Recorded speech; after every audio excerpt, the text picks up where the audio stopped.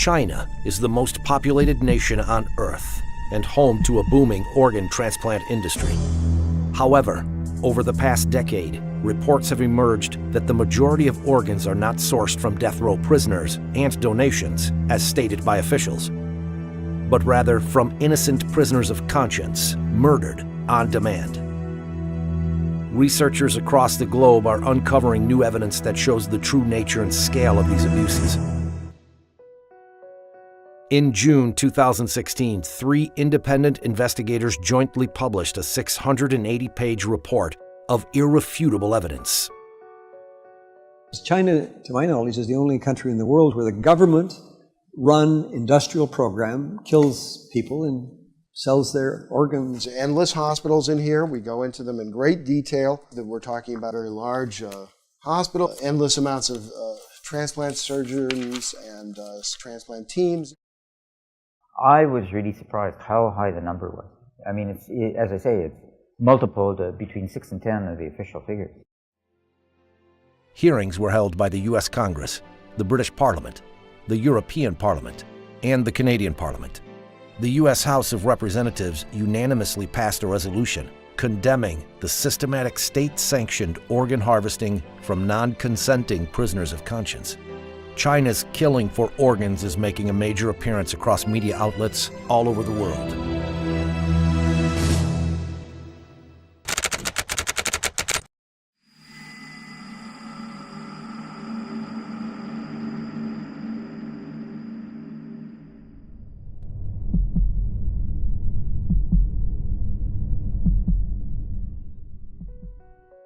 In 2006, it first came to light that prisoners of conscience were being killed on demand for organ transplants in secret detention facilities throughout China. The first 2 researchers to investigate were David Kilgore, former Canadian Secretary of State for Asia Pacific, and David Matas, an international human rights lawyer.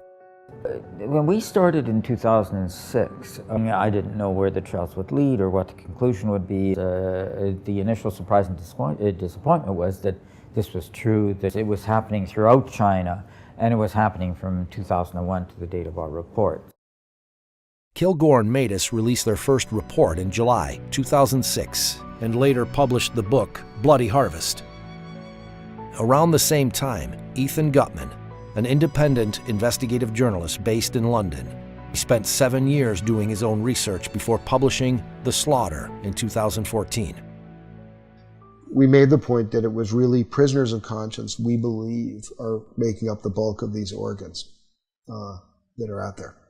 And we came, as David Kilgore and David Matas and I, came to this from the same conclusion from very different, using very different procedures, but we did come to that conclusion.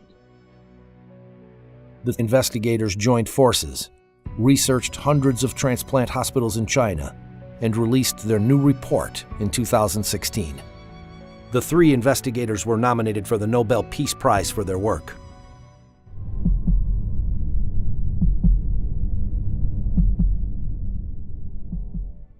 Discovering exactly how large the transplant industry is in China and how many victims there have been is difficult. The researchers spent a decade piecing together the evidence.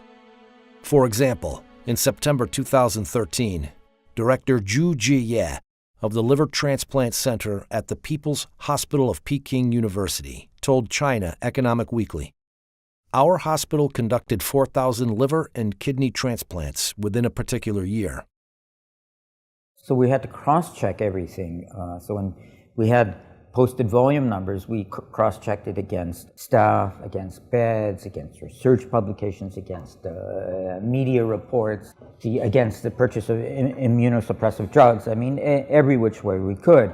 And what we were able to do by all this cross-checking is develop a consistent picture. And in that particular case, we came to the conclusion that yes, this claim of 4,000 was real. Shenzhen Central Hospital, they have 500 beds. It's actually over that now. 500 dedicated transplant beds. Now, they were claiming in their internal communications at several points to be doing 131% occupancy. What that means, again, 20 to 30 day stay, or what it suggests is they're doing about 5,000 transplants per year.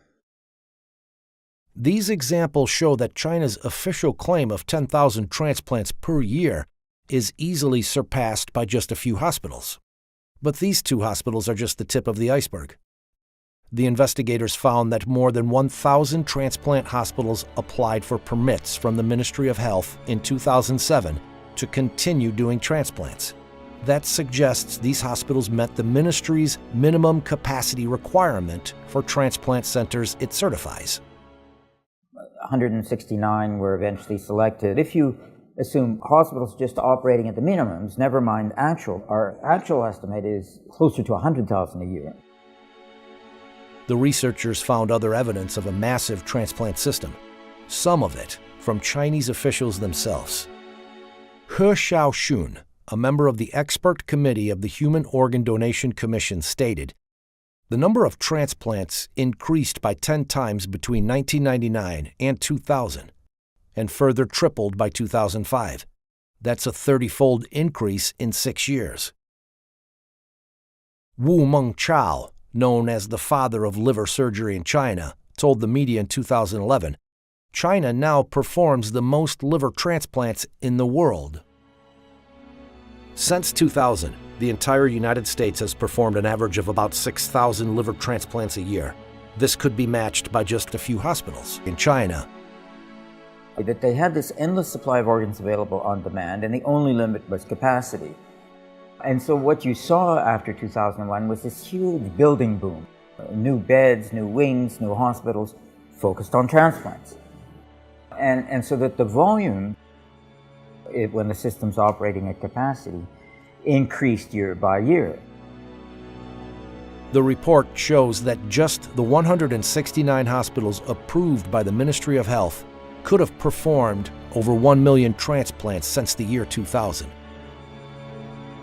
Many more hospitals were also doing transplants despite not having been certified.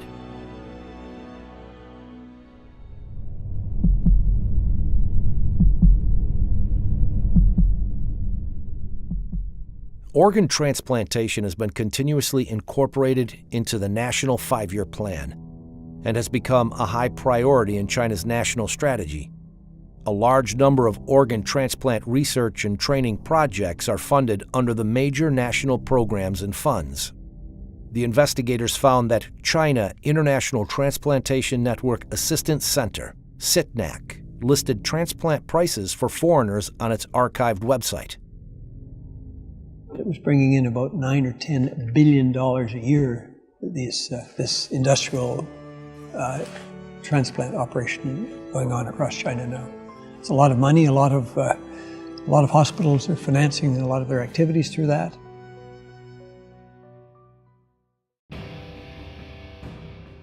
They're watched very, very closely indeed by the top leadership. So they're fully aware of this, as well as the fact that Wang Lijun, one of the Bo Xilai, who was a contender for the Chinese presidency, this was his right-hand man. He was the most famous policeman in all of China. Here he is directing organ trafficking. I mean, he had a center which did this. He was given an award for doing this, and specifically for coming up with a new lethal injection method. He did thousands of transplants by his own admission. In the award ceremony, he talks about that. CITNAC website stated, "We need to give all of the thanks to the government for the support extended for our completing such a large number of organ transplants every year. This is a one-of-a-kind in the world."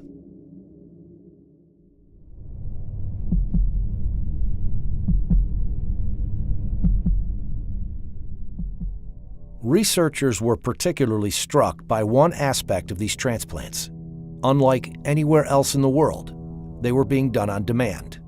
In countries with advanced organ donation and allocation systems, patients must usually wait years for a donor to become available.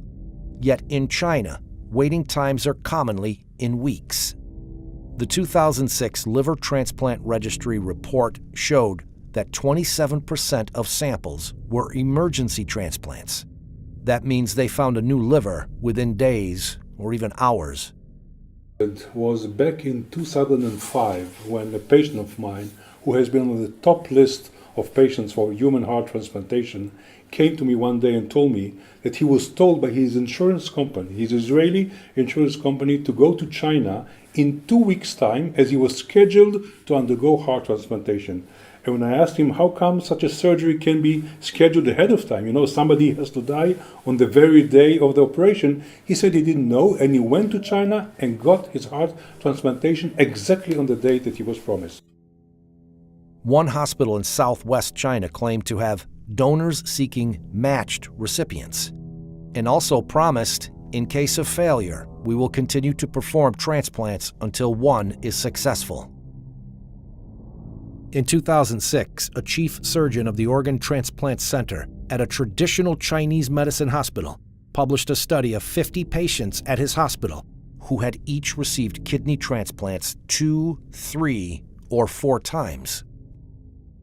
Another example that's I can't get out of my head is a man from a country who went twice to China. First time he went, they brought him 4 sets of kidneys, and none of the 4 was compatible with him. 4 months later, he came back, and they brought him 4 more sets of kidneys, until finally the 8th kidney worked. And when we saw him, he was doing fine, but 8 human beings have been killed. In northeastern China, the International Transplantation Network Assistance Center stated on its website, China carries out kidney transplants from living sources. It's completely different from cadaveric kidney transplants in Japan.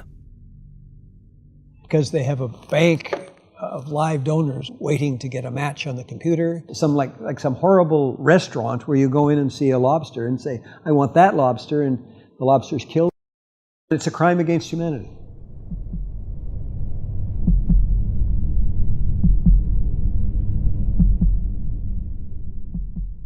The Chinese government claimed that the vast majority of organs came from death row prisoners, and later, donations. However, international organizations estimate that the number of death row executions at thousands each year since 2000, and decreasing. Chinese tradition requires that bodies remain whole after death. There was no organ donation system in China before 2010. Even today, there are very few donations. Therefore, these two sources combined account for only a tiny fraction of all transplants performed in China. China started performing transplants with organs harvested from executed prisoners at a small scale in the 70s. In the years that follow, it also started using organs from prisoners of conscience. In 1999, the crackdown of Falun Gong starts. That is the largest action of scale by the Chinese Communist Party since the Cultural Revolution. And by 2000, 2001, that's when you have this explosion of transplant activity. We see continuity in the numbers over time. Falun Gong is as I call it, it's kind of a Buddhist revival group.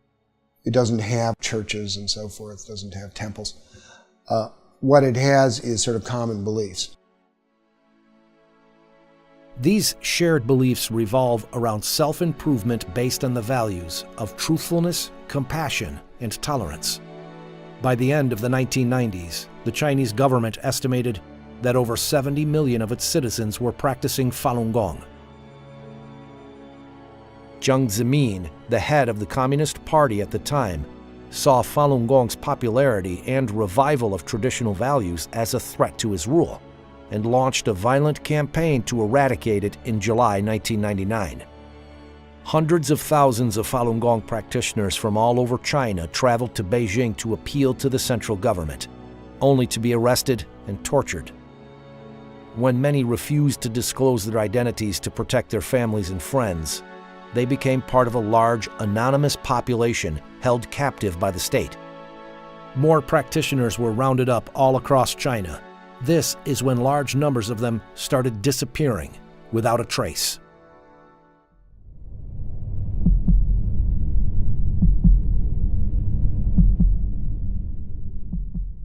The official line in terms of repression of Falun Gong. The party is bankrupt them financially, ruin their reputations, destroy them physically. So that the vilification is destroying their reputations. The organ transplants is destroying them physically. There's the physical examinations, the blood testing, the organ examination, which have no other explanation than suitability for transplant. It was like convert or die. Convert or die. Turn in your friends or die. That it's state-sponsored genocide. We did not expect, after the Holocaust, to see this kind of medical corruption come round again.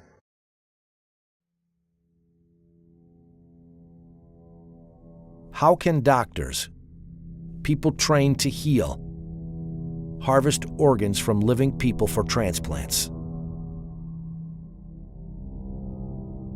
Educated and raised in China, Enver Tohti is an ethnic Uyghur surgeon, currently living in London. He was told to extract the organs from a living prisoner in 1995. They made you disabled to think yourself. My whole body just become a robot, just performed to do what I have been programmed to do. So anybody, if they label it themselves other than communism, Communist Party or member, then they will be treated as an enemy of the state. Therefore, they are not even qualified as human beings, and therefore they are subject to whatever punishment is available. They made you genuinely believe what you are doing is for a good cause. It is little later I realized I shortened this man's life. That is equal to a killer. I killed him. This thing is haunting me. I have to tell the world to release the things inside my heart to get a little relief.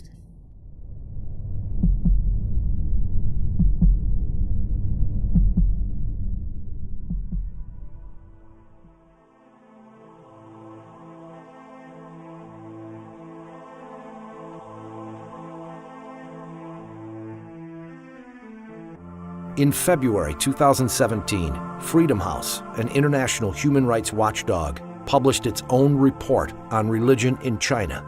It noted that a review of available information regarding organ transplants had found credible evidence suggesting that, beginning in the early 2000s, Falun Gong detainees were killed for their organs on a large scale.